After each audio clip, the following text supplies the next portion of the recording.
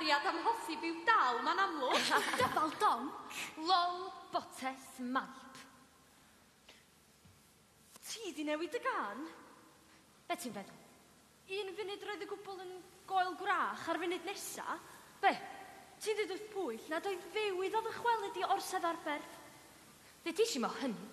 Do, mi'n hest. Pam dydys di hynny, Eironwen? Fatha fod hitha'n chwilio am gariad hefyd. Pwy? Y ferch ar y ceffil gwein mewn gwisg air. Isio fe i gyd i chdi dy hun wyt ti? Be ti'n awgrymu? Ti sy'n awgrymu, Eironwen?